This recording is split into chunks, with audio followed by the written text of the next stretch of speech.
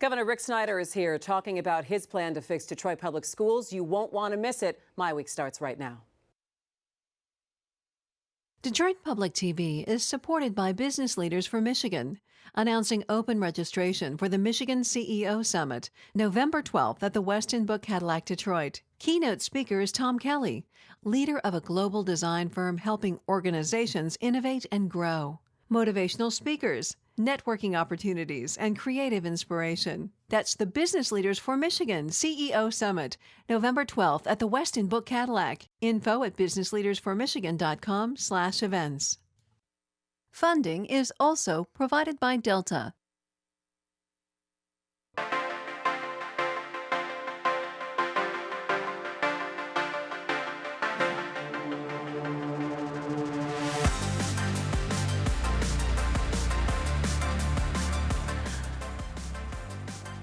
Hi there, and welcome to MiWeek. Thanks so much for joining us. I'm Christy McDonald. We are dedicating today's entire program to education in Detroit. The financial and the academic problems at Detroit Public Schools have been years in the making. Enrollment has dropped by nearly 100,000 students over the past decade. The district is on its fourth emergency manager in 6 years. Student test scores have remained consistently low, and the massive debt has continued to grow.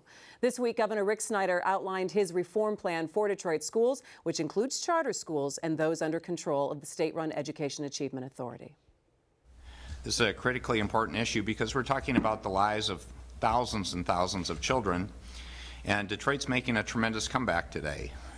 We want to see that continue. And it's important to sustain it for the long term is to have successful education within the city of Detroit. The governor's proposed legislation splits Detroit Public Schools into two districts. The old DPS would keep the local millage and exist only to pay down debt. The new Detroit Community School District would educate students and start off with a clean slate. Essentially, the expected operating debt for the Detroit Public Schools as of next June is approximately $515 million. To also make sure the new school district's successful, though, we'd make arrangements that there will be additional needs that would be part of the old debt of $100 million for additional investments and working capital for the new school district. And then approximately $100 million would be the expected accumulating operating losses after June 30. And that assumes both some level of declining enrollment still and also the need to have some cost savings measures take place. So if you add those numbers all up, it's about $715 million. The governor's plan calls for the creation of a Detroit Education Commission with a chief education officer. Mayor Mike Duggan is also in favor of a commission, but he wants to appoint all of the members, while the governor wants to split up that responsibility. So the role of this Detroit Education Commission is to actually do two or three things. One is to actually create more transparency in terms of performance of schools, in terms of reporting on performance levels, metrics on a regular basis.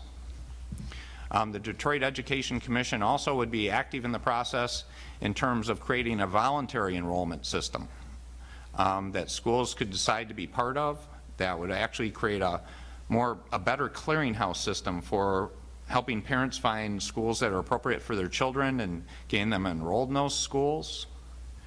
It also would be responsible for holding schools accountable. The governor also wants an appointed school board for the new district, eventually phasing in a fully elected board by 2021.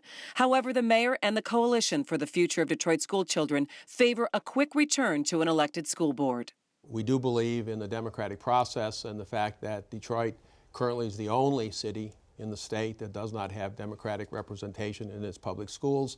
So eventually, we believe that that needs to take place, but we think that the fix needs to take place first.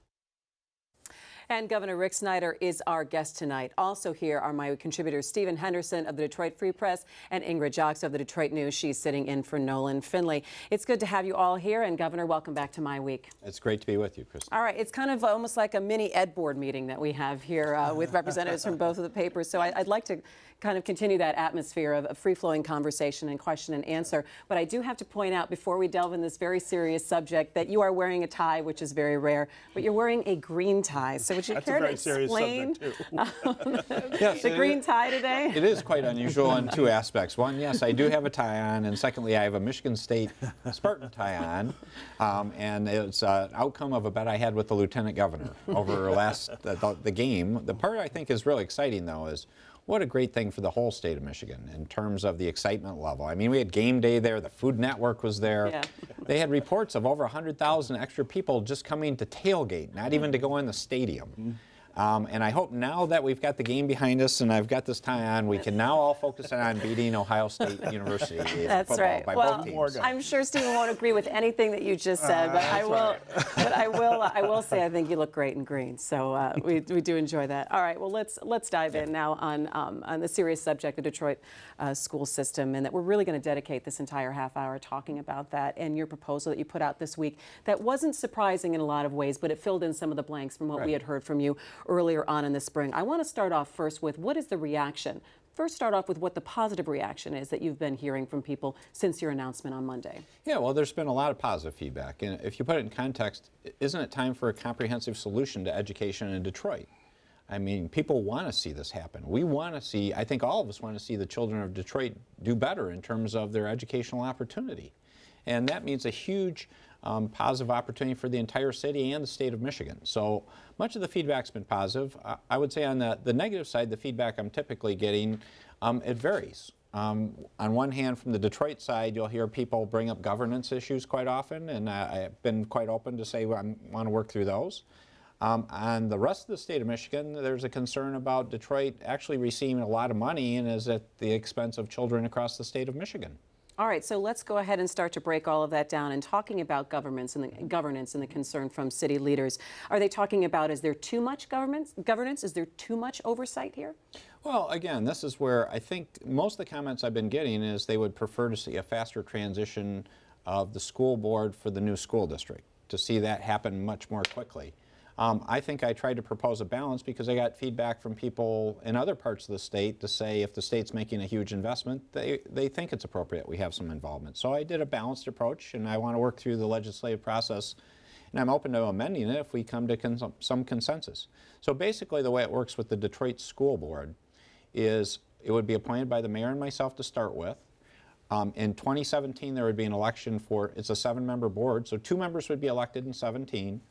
2 more would be elected in 19, so there would be, the majority then would go to elected members, and then the complete transition would be 2021. So it's over, 3 2-year elections with the majority changing after the second one.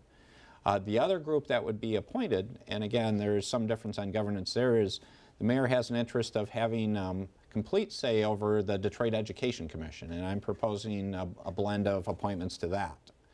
The only other governance piece out there that I haven't had much negative feedback to is for both the old school board and the new school board is we would ask the Detroit Review Commission, Financial Review Commission that's working with the city to continue its financial oversight role. And I think people have seen that be successful. And I haven't heard much commentary or criticism of that. I think most people believe that would be an appropriate oversight. Yeah. Stephen? You had both the coalition and the mayor come out with their own plans. Those plans differed from each other. They both differ from yours.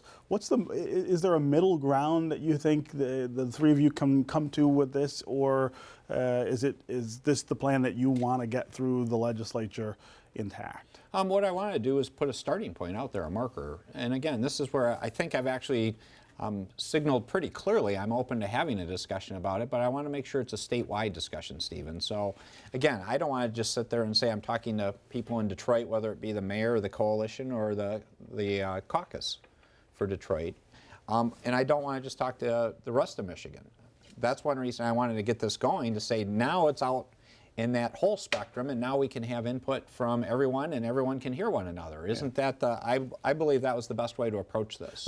John Racolta, who was one of the members of that coalition, spent a lot of time looking at the district's finances and tried to sort of explain to lots of different people the legacy debt that they have, this $550 million that's sort of hanging over. But he talks about longer-term structural problems in the district and things that threaten financial stability in years to come. your plan doesn't really address those things. The coalition didn't address them either, but they're sort of out there. I mean, the population loss that continues, the number of school buildings that we have that are open and not at full capacity, all those things sort of threaten financial stability. What are the things that we need to do to deal with that down the road? Yeah, I think they are addressed, but again, not as explicitly as you might mention, Stephen. And one of the key mechanisms to do that is the Detroit Education Commission. If you look at the coalition report, they acknowledged there are more schools than they're likely needed, to be blunt about it, in their words, in some fashion.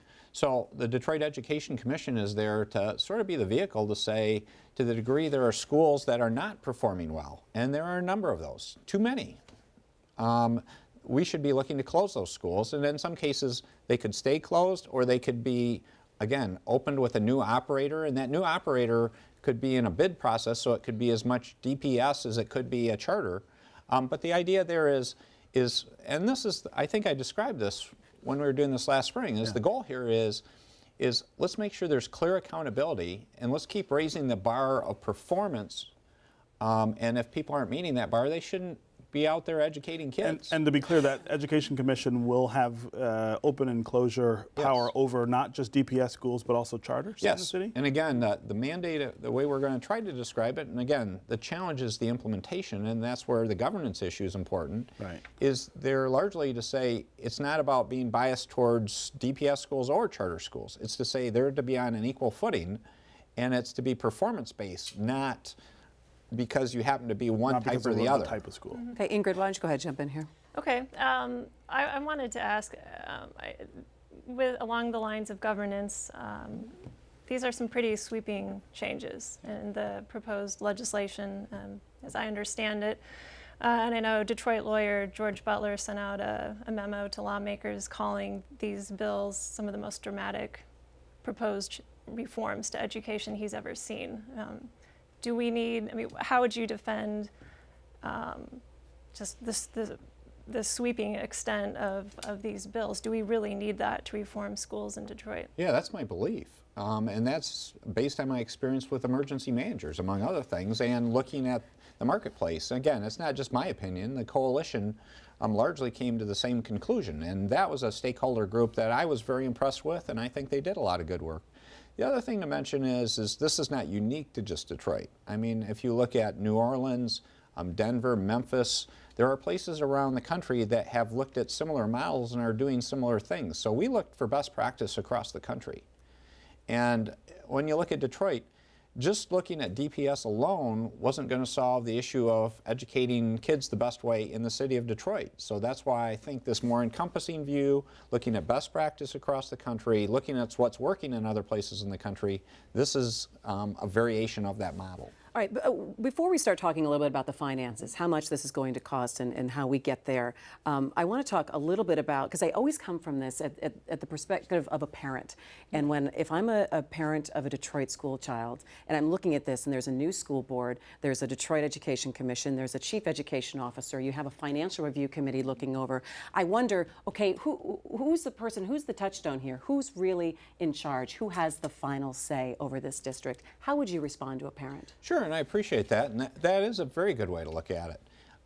In terms of looking at it, the school, actually this whole process, let me start with the Detroit Education Commission.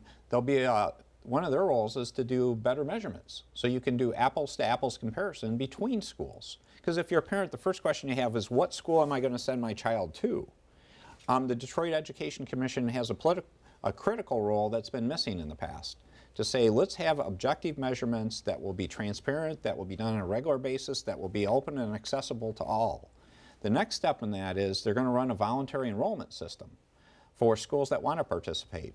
DPS, a lot of the charters, hopefully they'll want to, because then there's an apples to apples way for a parent to say, I don't have to go get application forms. Think about people applying to college, what a hassle that is, versus saying, I've got one application now, one timeline, I can go through a process to find out what school. And then they can have confidence that the DEC will be holding schools accountable to say if they're not meeting metrics, they won't be on that list of available schools. Something will be done. Then once a parent makes a selection as to what school and that student's actually attending that school, they should have accountability in terms of if it's a DPS, if it's the new DPS, there will be a school board that's accountable for running that school. That will be, again, appointed first, but transitioning to an elected board by the community. If they choose a charter school, again, you have the charter operator and charter authorizers that are responsible for managing that, just as there is today in either one of those options. Is that, that's a long answer, but it's important. No, but I think it's important that comprehensive. people understand, because when they're living day to day on this, they say, who can I go to? Because when you look at a standard system, you say, well, I know the superintendent is at the end of the line here when I go through my principal, my secondary ed, and there's the superintendent. When people see you've got this board, you've got this, where do I go to determine? I think it was a comprehensive answer. Go ahead, Ingrid. Kind of along those lines, I know there's quite a few in the charter community that they say they're fine with additional accountability, but they're concerned that in practice, this education commission and the education officer may not act with as much objectivity as one would hope. How would you alleviate their concerns that this would be a fair, objective process as far as which schools open, which close? Yeah, well, 2 or 3 things. First, the legislation will call for that. It will make it clear it is to be an objective process. Secondly, if you look at the measures and metrics, they need to be objective ones, not subjective ones, in terms of what is being measured and how people are held accountable in terms of the transparency and accountability feature of this. Third, the great part is you're going to have parents paying close attention. And that's something I do appreciate, that parents do care about what school their kids go to, and many will be watching these numbers closely, and I'm sure they'll be speaking up if they see issues. Ultimately, there's also the State Department of Education still has a role in this, as does the State Reform Office, to provide some oversight to make sure it's being done in an objective fashion. I'm wondering about the leadership relationship between the school board and the education commission. So the school board, I guess, would hire a school leader. I don't know if it'll be called the superintendent or not. Who will lead the Detroit Education Commission, and will that superintendent also be accountable to that education commission, or just to the school board? Actually, the education commission, to keep confusion down, we're suggesting it's the chief education officer in some fashion. Okay. Because the school board will have a superintendent and such. And again, the way to view the roles... So there will be, there will be an executive position with the education commission as well? Yeah, there needs to be someone, a leading staff person, to actually do the management and operation of that group. And that's one of the things that I'm sure will be discussed, is what's the role of the board versus the executive. Yeah. But again, those models can be worked out. I mean, that is shouldn't be a major hurdle. Okay.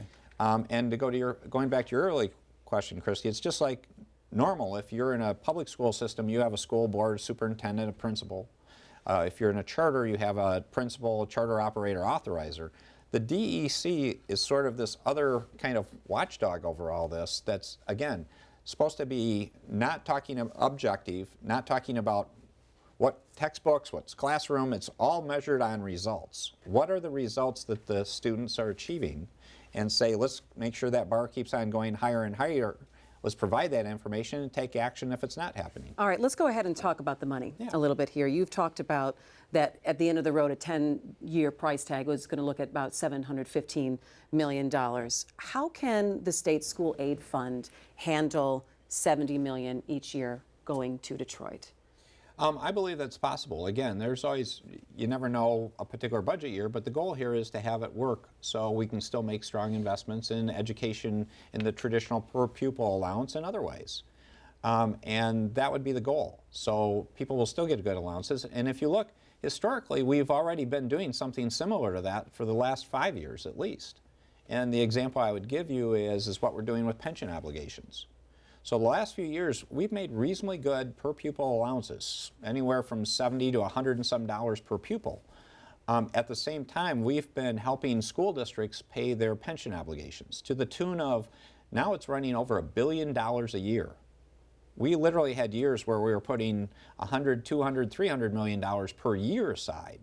So in relative sense, $70 million compared to what we've been doing for MIPSers for the pension plan is actually a smaller extra obligation that we've been paying. How do you counter the argument then, though, that you may get from school districts around the state and from legislatures who represent in those districts that you are spending that extra money on Detroit and taking away from other districts? Yeah, there's an opportunity cost. There is not, no one will go backwards, but there is a foregone opportunity to potentially get more resources.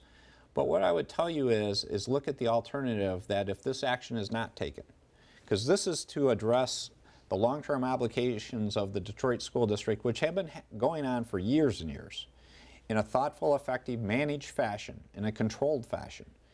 If it's not done in this fashion, ultimately it's going to end up in court. Not necessarily bankruptcy, but in court.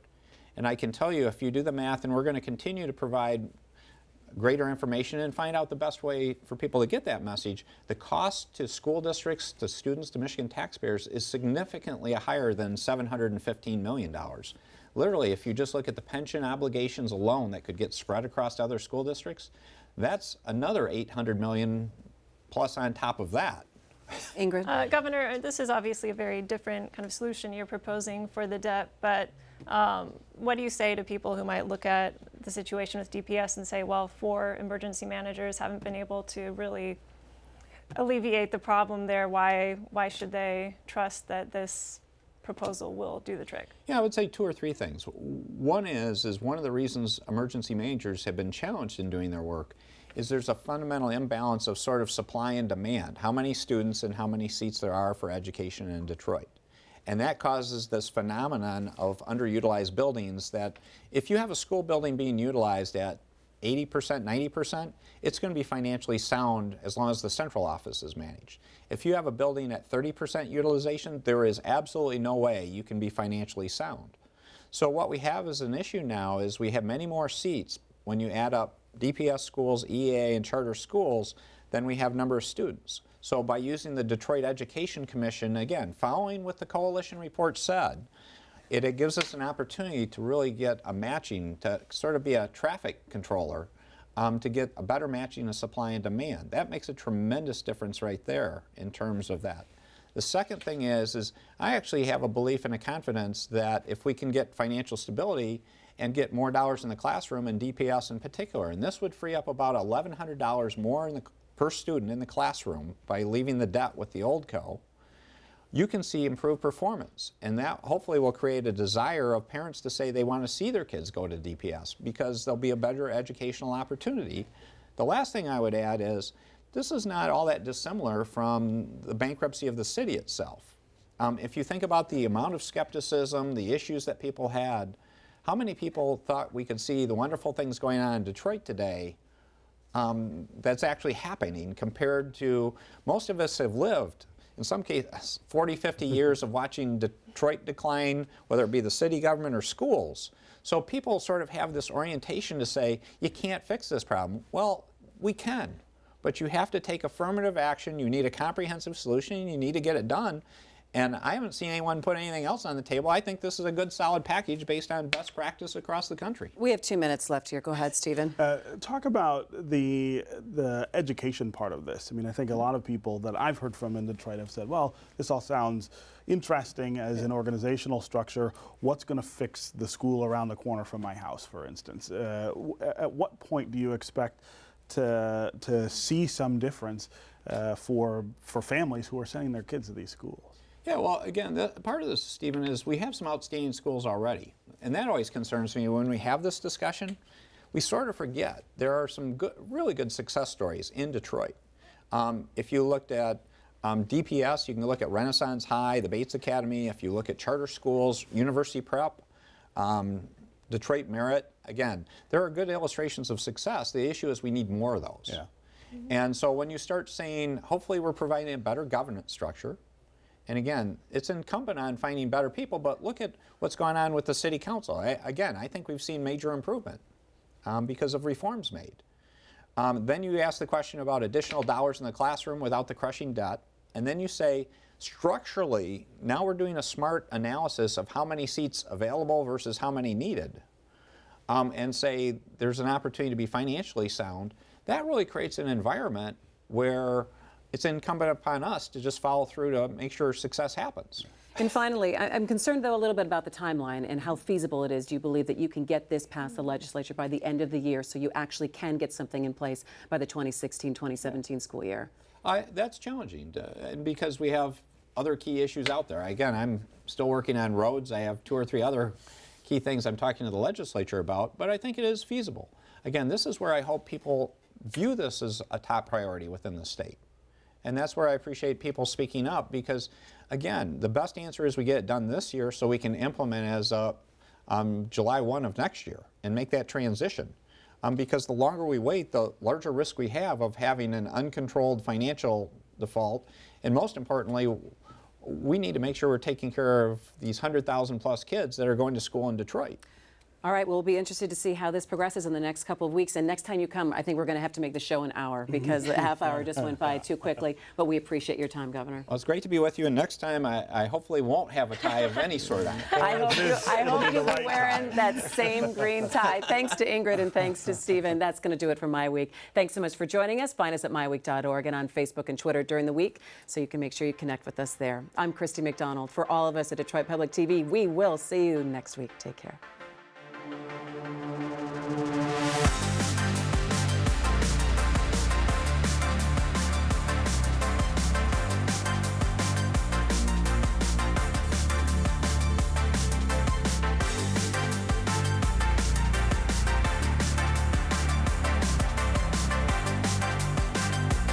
Detroit Public TV is supported by Business Leaders for Michigan, announcing open registration for the Michigan CEO Summit, November 12th at the Westin Book Cadillac Detroit.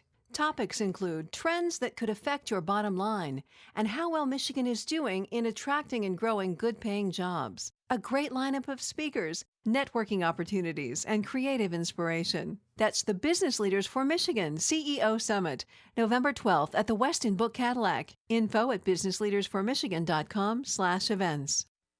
Funding is also provided by Delta,